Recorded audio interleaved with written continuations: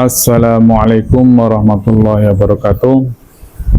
Jumpa lagi di channel Mbah Mun Ajad Karimullah, sebuah channel yang membahas tentang tasawuf dalam perspektif ilmiah wa amalia. Kali ini akan membahas sebuah tema yang menjadi perbincangan sepanjang masa, yaitu tentang fitnah Dajjal di akhir zaman. Bahkan banyak juga ini menganggap sebagai sebuah mitos, namun faktanya hampir agama-agama samawi juga menceritakan tentang keberadaannya. Baiklah, agar lebih presisi memahami apa itu Dajjal, kita ambil beberapa rujukan. Dajjal adalah seorang makhluk yang akan muncul di akhir zaman sebagai ujian besar bagi umat manusia. Rasulullah SAW menggambarkan Dajjal sebagai seorang yang memiliki kekuatan yang luar biasa, yang akan mengklaim dirinya sebagai Tuhan, sebagaimana dalam hadis Rasulullah bersabda, tidak ada fitnah di muka bumi ini yang lebih besar daripada fitnahnya Dajjal. Hadis riwayat Muslim. Kemudian di hadis lain menyebutkan bahwa sesungguhnya Dajjal itu buta sebelah matanya, sedangkan Rob kalian tidaklah buta. Memiliki tulisan kafir di dahinya yang dibaca oleh orang beriman, membawa fitnah berupa surga dan neraka, tetapi surga yang dibawanya adalah neraka dan neraka yang dibawanya adalah surga. Kemudian cara menghadapi Dajjal ada juga di hadis riwayat Muslim. Barang siapa membaca 10 ayat pertama dari surat Al-Kahfi, maka ia akan terlindungi dari fitnah Dajjal. Kemudian ada juga hadis riwayat Bukhari dan Muslim. Ya Allah, aku berlindung kepadamu dari azab neraka jahanam, dari azab kubur, dari fitnah kehidupan dan kematian, serta dari fitnah Al-Masih Ad-Dajjal. Jadi cukup banyak sekali terutama hadis yang meriwayatkan tentang akan datangnya Dajjal. Jadi mungkin dapat kita ambil sebuah hipotesa bahwa Dajjal itu pastilah akan turun di era akhir zaman, di mana hubungan manusia itu sudah menjadi satu kesatuan pola hubungan, atau yang biasa disebut dengan era globalisasi. Karena ini sifatnya masif, karena ini pengaruhnya dapat kepada seluruh umat manusia, sehingga tidak mungkin Dajjal itu muncul di saat manusia belum terhubung secara intensif, secara masif, sehingga dapat disimpulkan ini pasti kita ada di zaman globalisasi. Kemudian yang menarik lagi juga, Dajjal itu bermata satu.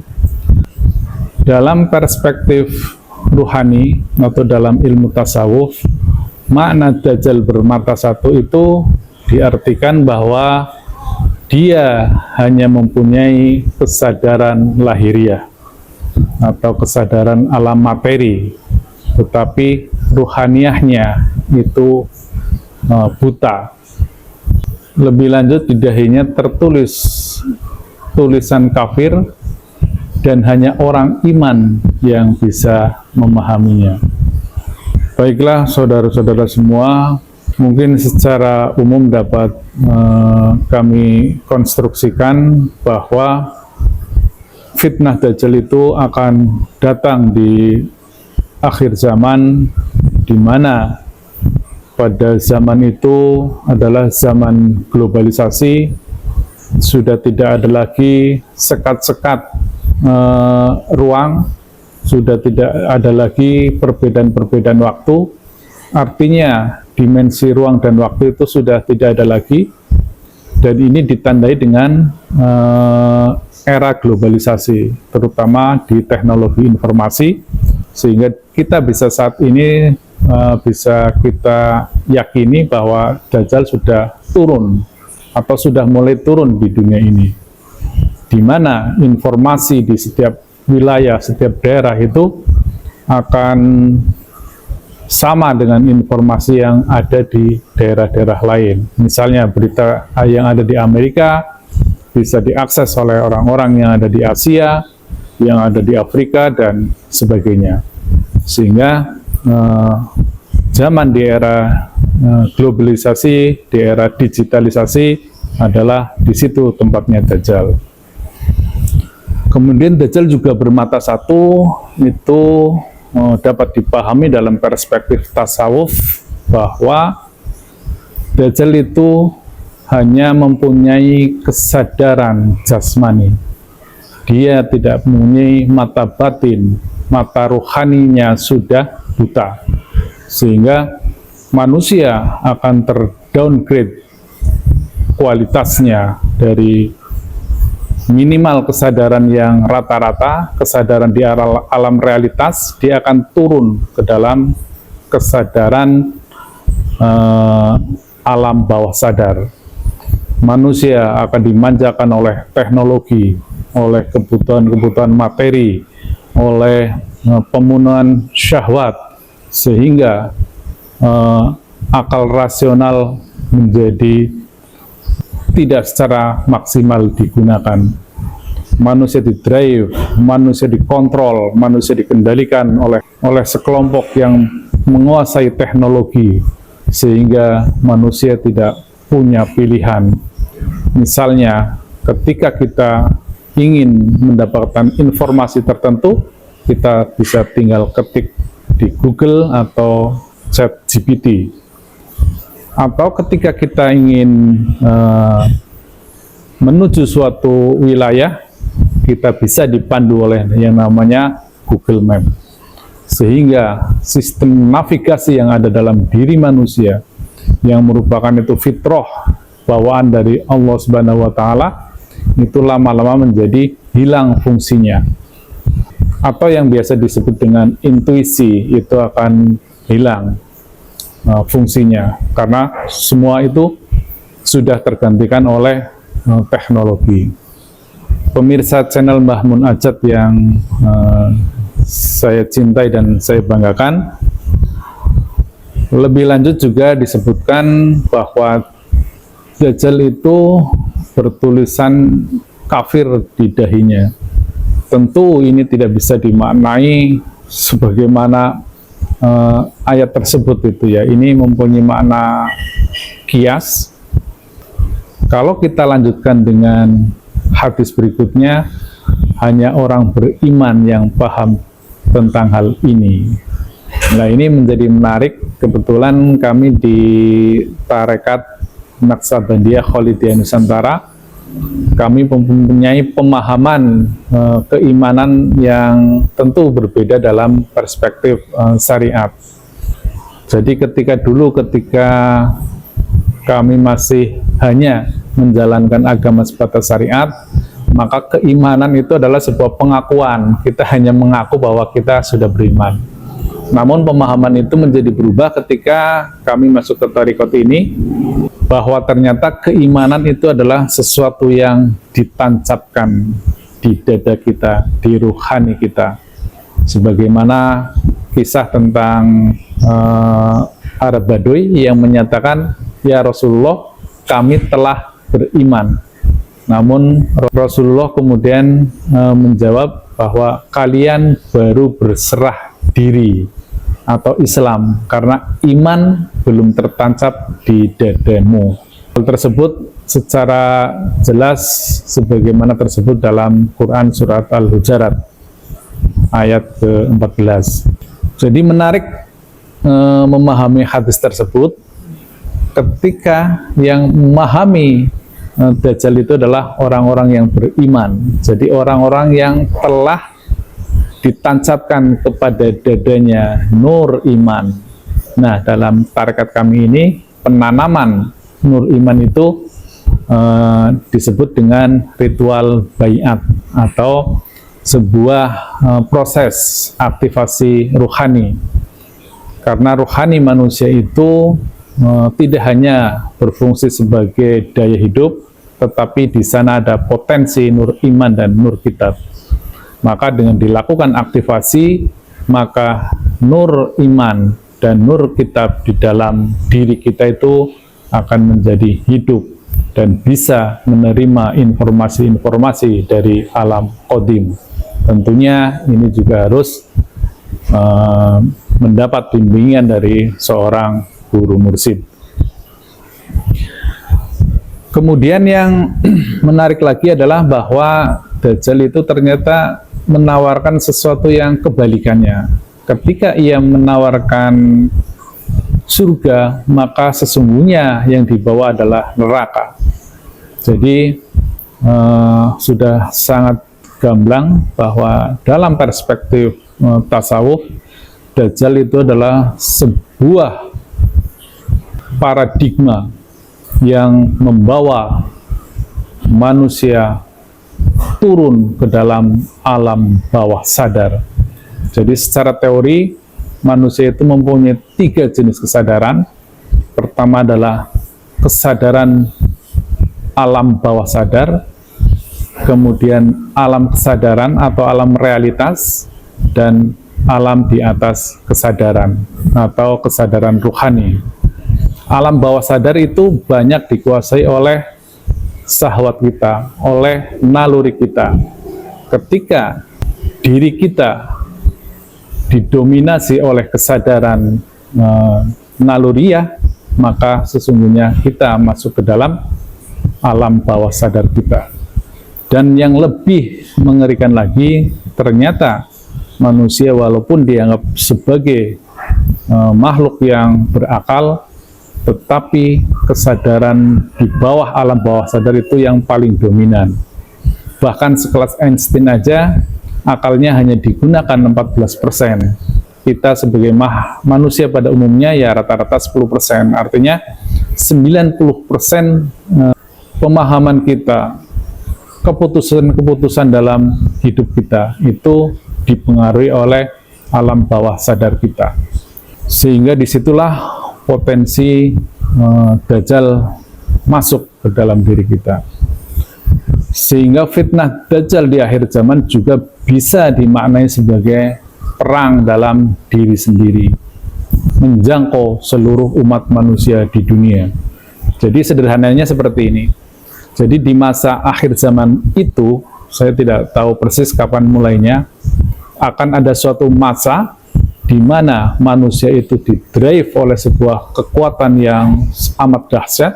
Kekuatan itu adalah sebuah paradigma yang diwujudkan dalam bentuk teknologi komunikasi, teknologi digital, dan lainnya, yang itu akan mempengaruhi pola kehidupan manusia, sehingga orientasi hidup kita, tujuan-tujuannya, mimpi-mimpi kita, bahkan kesadaran kita pun sudah didrive, dikendalikan, dikontrol oleh peradaban teknologi tersebut. Manusia merasa dirinya masuk ke dalam alam yang super modern, namun faktanya sesungguhnya manusia di periode tersebut turun dimensi ke dalam dimensi yang paling rendah. Manusia akan masuk ke dalam sebuah kesadaran di alam bawah sadar.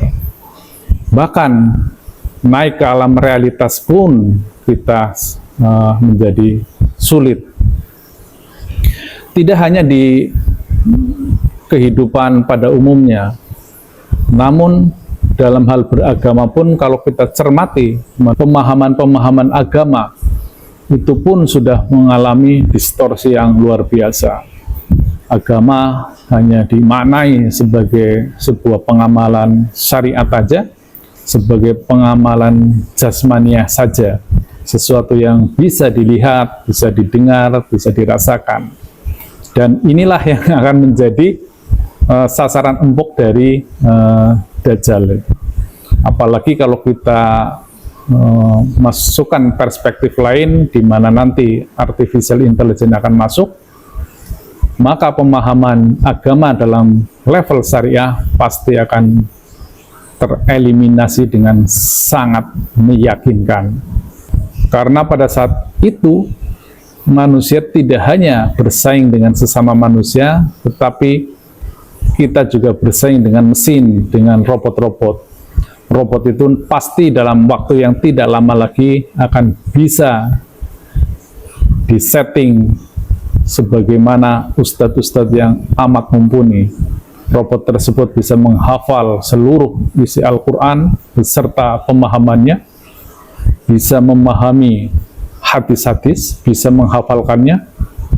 Bahkan sekarang sudah mulai lahir aplikasi-aplikasi bagaimana kita mentafsirkan Quran dan hadis, sehingga fungsi-fungsi yang sifatnya adalah akali, sifatnya yang hafalan, itu pasti akan tergantikan oleh sang robot-robot tersebut.